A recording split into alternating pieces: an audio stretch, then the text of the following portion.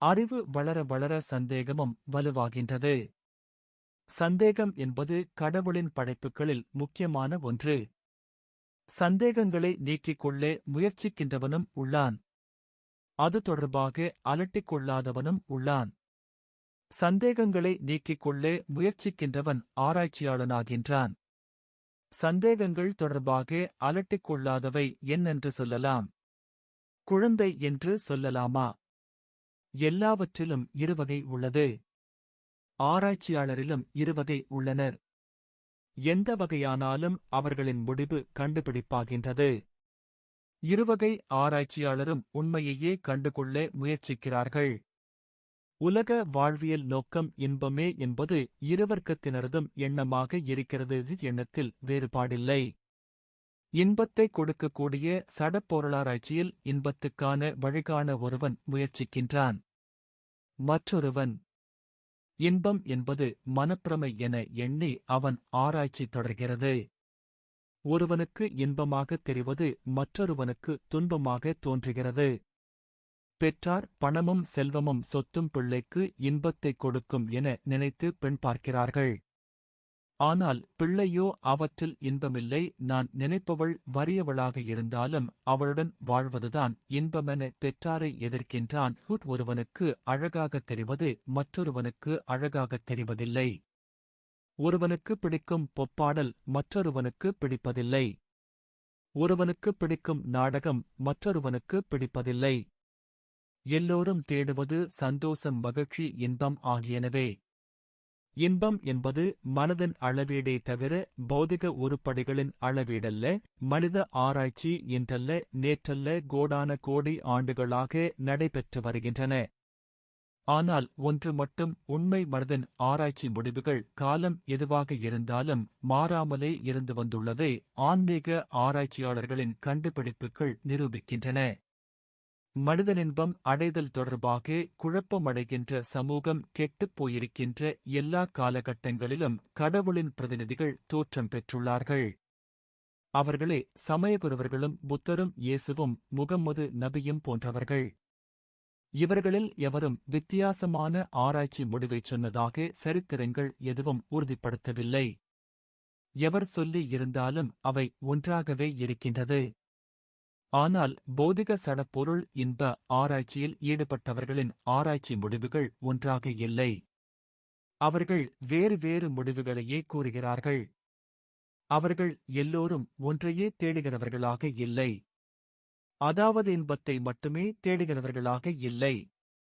அதன் பகுதிகளையே ஆராய்கிறார்கள். ஒருவர் தொலைக்காட்சியைக் கண்டுபிடிக்கிறார், இன்னொருவர் விமானத்தைக் கண்டுபிடித்தார், இன்னொருவர் அணுக்குண்டைக் கண்டுபிடித்தார். அவர்களின் ஆராய்ச்சியும் கண்டுபிடிப்புகளும் மனிதருக்கு இன்பமளிக்கும் ஒன்றையே இலக்காகக் கொண்டில்லை. ஆன்மீக ஞானம் மனிதருக்கு இன்பத்தைக் கொடுப்பதைப் பற்றி மட்டுமே ஆராய்கிறது. பௌதிக விஞ்ஞானம் அவ்வாறில்லை. உண்மையை நிரூபிக்கவே முயற்சிக்கின்றது. ஆன்மீக ஆராய்ச்சி முடிவுகளும் உண்மையையே ஆராய்கிறது. ஆன்மீக ஆராய்ச்சியில் தற்பெருமை இல்லை. முடிவைச் சொன்ன எல்லா உண்மை ஞானிகளும் தங்களைத் தாழ்த்திக் கொண்டே இருந்திருக்கிறார்கள். பௌதிக விஞ்ஞான ஆராய்ச்சி தற்பெருமையை நோக்கமாகக் கொண்டது.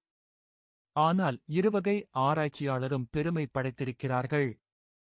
நியூட்டனும் பெருமை படைத்திருக்கிறார். புத்தரும் பெருமை படைத்திருக்கின்றார். அது யார் ஆராய்ந்தாலும் கண்டுபிடித்ததில் நிலைத்திருப்பது உண்மை மட்டும்தான். யார் கண்டுபிடித்தாலும் ஒரே உண்மையையே, உண்மையில் மாற்றுக் கருத்துக்கு இடமில்லை என்றால் என்ன நினைக்கின்றீர்கள்? உண்மையை புரிந்து கொள்ளுவதற்காகவே மானிடர்களைக் கடவுள் இந்த உலகுக்கு சோதனைக்காக அனுப்பியிருக்கிறார் என்று முத்தையா முனிவர் சொன்னார். பௌதிக ஆராய்ச்சி முடிவுகள் மனிதருக்கு இன்பத்தைக் கொடுக்கும் என்பது தொடர்பில் மெய்ஞானி வாதிட மாட்டான். செயற்பாடுகளில் இன்பமும் உண்டு, அதன் பயன்பாடு தொடர்பில் துன்பமும் வரவழைக்கப்படலாம் என்பதை மெய்ஞானி அறிவான்.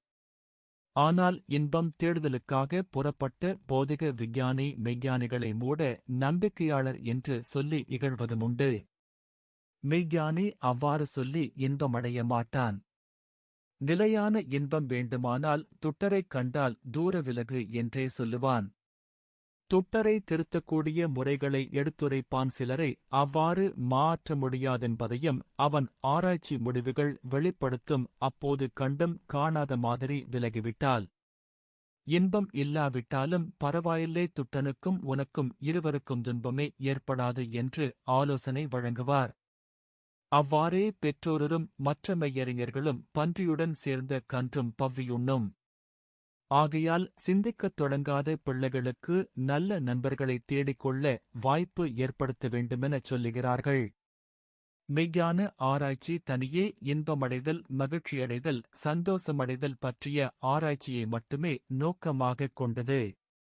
மறுபக்கத்தை பார்ப்பதில்லை. பெரும்பாலானவர்கள் மற்றவரை நோக்கும்போது அவரின் தீய செயல், தீய குணங்கள், குற்றங்களை மட்டுமே பார்ப்பார்கள். ஆனால் மெய்ஞானி ஒருவரை நோக்கும்போது அவரிடமுள்ள அவர் செய்த நல்ல செயல், நல்ல பண்புகளை மட்டுமே நோக்க வேண்டுமெனச் சொல்லுவார்கள். குற்றம் நோக்குகின்றவர் இன்பமடைவதில்லை. அப்போதே அவருக்கு மனக்குழப்பம் ஏற்பட்டு விடுகின்றது. குணம் நோக்குகின்றவர் நோக்கிய நேரத்தில் மட்டுமல்ல, குறித்து நபருடன் பழகும் போதும் துன்பமடைவதில்லை, இன்பமாகவே இருப்பார் என மெய்ஞானி எடுத்துரைப்பார். இன்பங்களின் தொகுப்பு சிறுதுள்ளி பெருவெள்ளமாகி பேரின்பத்துக்கு இட்டுச் செல்லும் என்பது மெய்ஞானிகளின் கருத்து. இந்தப் பூவுலகில் பிறந்துவிட்டால் அவர் மெய்ஞானியோ விஞ்ஞானியோ யாராக இருந்தாலும் வேலை முடிந்ததும் செத்துத்தான் ஆக வேண்டும். அவர் சாவு இப்படித்தான் இருக்குமென அவர்கள் எழுதி வைத்தே சாக முடியாது. மெய்ஞானிகள் அதனை உணருவார்கள். நானறிந்த பல மெய்ஞானிகள் சிவபதமடைந்தார், முத்தியடைந்தார், மாதி அடைந்தார் என்று சொல்லத்தான் கேட்டிருக்கின்றேன். அவர் முதுமையடைந்தார், நோய்வாய்ப்பட்டு இறந்தார், இறுதி நேரத்தில் தாங்குணா துன்பமடைந்தார் என்பதனை ஸ்ரீராமகிருஷ்ணர், முத்தையா முனிவர், சாயிபகவான் மட்டுமல் பல மெய்யறிஞர்களின் இறுதி யாத்திரை கூட இவ்வாறிருந்ததாகவே அறிய முடிகிறது. இராமகிருஷ்ணரிடம் இவ்வாறு ஏன் துன்பமடைகிறீர்கள், உங்களிடம் சக்தி உள்ளதே, அதனைப் பயன்படுத்தி உங்கள் நோயை குணப்படுத்த முடியாதா என்று ஒருவர் கேட்ட கேள்விக்கு அவர் அளித்த பதில், அது கடவுள் வேலை, என் வேலை என்கணிக்கப்பட்டிருக்கின்ற காலத்துக்குள்ளே சக்தியை பெருக்குவது மட்டுமேயாகும். நான் சேர்த்த சக்தியை அழிப்பது இழப்பது நோக்கமல்ல என்று பதிலளித்த போதும் உலக மக்கள் அவரை கடவுளின் அவதாரமாகவே கருதுகிறார்கள். அதுதான் சமாதான விரும்பிகளுக்கான உலக சமாதான பரிசு. அந்த பரிசின் மதிப்பை ஏராளமான மக்கள் நம்புகிறார்கள். உமக்கு நம்ப முடியாமல் இருக்கின்றது. அணுக்குண்டை கண்டுபிடித்தவனுக்கும் புகழ் உண்டு. ராமகிருஷ்ண பரமஹம்சரின் மதிப்புக்கு அது கிட்டியதாகவுமில்லை என்பதே மக்கள் தீர்ப்பு. அதுதான் மகேஸ்வரன் தீர்ப்பும். அவரும் சித்துக்காட்டி இன்னும் 10 வருடங்கள் உயிர் வாழ்ந்திருக்கலாமே என ஒரு நாஸ்திகன் கேட்கலாம். அவர் நோயில்லாமல் சுகமாக இருக்கும் போது உலக வாழ்க்கை நித்தியமில்லாதது. செத்துத்தான் ஆக வேண்டுமென்று சொன்ன வாயால் இன்னும் 10 வருடங்கள் என்ன 1000 வருடங்களுக்கும் இருக்கலாம் என்பதற்கு உதாரணமாக அன்று சித்துக்காட்டியிருந்தால் அதனையும் அந்த நாஸ்திகன் எதுகுரலை என்று சொல்லாமலா விடுவான்? பெரும்பாலான மக்கள் மன அடக்கமே முக்கியமான நல்லறம் என நினைக்கின்றார்கள். இறக்கும் தருவாயிலும் இராமகிருஷ்ண பரமஹம்சர் மன அடக்கத்தையே கடைப்பிடித்தார். மன அடக்கமில்லாதவர்கள் துன்பமடைமைய நேரிடும் என்பதை முத்தையா சுவாமிகள் எடுத்துரைப்பார். ஒன்றைச் செய்தவன் கண்டுபிடித்தவன் இன்பமடைய எண்ணுகின்றான். அதுவும் மனித வாழ்வியல் மாயை. பிறந்த நாள் கொண்டாட்டம், ஆண்டு நிறைவு கொண்டாட்டம், பரீட்சை சித்திக் கொண்டாட்டம், கண்டுபிடிப்பு கொண்டாட்டம், கூடப்புள்ளி எடுத்த கொண்டாட்டம் எல்லாம் மன அடக்கமின்மை என முத்தையா சுவாமிகள் சொல்லுவார். இவை இன்ப எதிர்பார்ப்பின் விளைவுகளாகும். இவற்றினால் சில தீமைகளும் உண்டு என முத்தையா சுவாமிகள் சொல்லுவார். சிலருக்கு இந்த கொண்டாட்டங்கள் சகிக்க முடிவதில்லை. சிலருக்கு இது பொறாமையை ஏற்படுத்தும். சிலருக்கு இயலாமை நோக்கிய துன்ப அனுபவத்தை ஏற்படுத்தும். இன்னும் சிலரால் கண்திருஷ்டி ஏற்படும். கண்திருஷ்டியானது இயலாதவர்களின் ஏக்கப் பார்வையால் மட்டுமன்றி அன்புக்குரியவர்களின் விருப்பப் பார்வையினாலும் ஏற்படும் என முத்தையா சுவாமிகள் சொல்லுவார். இவ்வாறான மன அடக்கமின்மை தனது செயல் தொடர்பான போட்டியை ஏற்படுத்தலாம். சில வேளைகளில் தொடர்ச்சியான தன் செயலுக்கு தடைகளை உண்டு பண்ணலாம். கண்திருஷ்டி மனச்சோர்வையும் ஏற்படுத்தலாம்.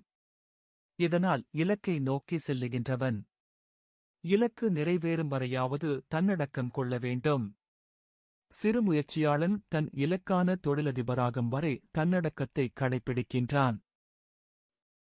தன்னடக்கம் துன்பத்தை தவிர்க்கவும் இன்பத்தை பெருக்கவும் காரணமாகின்றது. புத்தியின்பம் நோக்கமாகக் கொண்ட ஞானிகள் இறக்கும் தருவாயில் கூட தன்னடக்கத்தை கடைப்பிடிக்கிறார்கள் என்பதற்கு முத்தையா முனிவரின் தன்னடக்கக் கதை எனக்கு நினைவுக்கு வந்தது. சொரிந்து சொரிந்து துன்பப்படும் போதும் கடவுள் எனக்கு நான் இதுவரை புரிந்து கொள்ளாத உண்மையை தெரிந்து கொள்ளுவதற்காக தந்த நோய்தான் என்று சொன்னார். சொறி நோய் மனிதர் தேடும் உலகியல் இன்பத்துக்குச் சமனானது. சொறிவதால் வரும் இன்பம் மாயை இன்பம். அதன் இறுதி விளைவு துன்பமே. துன்பம் அற வேண்டுமானால் மாயை இன்பத்தைத் துறக்க பிறவாதிருக்க வேண்டும். பிறவாதிருக்க பற்றைத் துறப்பது முக்கியமில்லை. பிள்ளைகளைப் பெறாமல் இருப்பது முக்கியமல்ல. துறவரம் பூணுவது முக்கியமில்லை. பற்றைத் துறப்பதல்ல, பற்றை ஏற்படுத்த வேண்டும். தன் மேலல்ல, பிள்ளைகள் மேலல்ல, துணைவர் மேலல்ல, சொந்த மேலல்ல, தன் சமூம் மேலல்ல, மேலே சொன்னவர்கள் உட்பட உலகில் உள்ள எல்லா மக்கள் மேலும் பற்றை வளர்த்துக் கொள்ள வேண்டும். அது உமக்கெனக் கொடுக்கப்பட்ட ஆயுட்காலத்துக்குள்ளேயே நிறைவேற்றப்பட வேண்டுமென்பது கடவுளின் எதிர்பார்ப்பாகும் என முத்தையா முனிவர் குறிப்பிட்டார். அத்தகையவர் மட்டுமே கடவுளால் ஆட்கொள்ளப்படுவார். இது நான் பெற்ற ஞானத்தைக் கொண்டு சொல்லுகிறேன் என்பது முனிவர் கூற்று. அவர் கருத்தை வெளிப்படுத்தியவர் க. மெண்டிஸ்.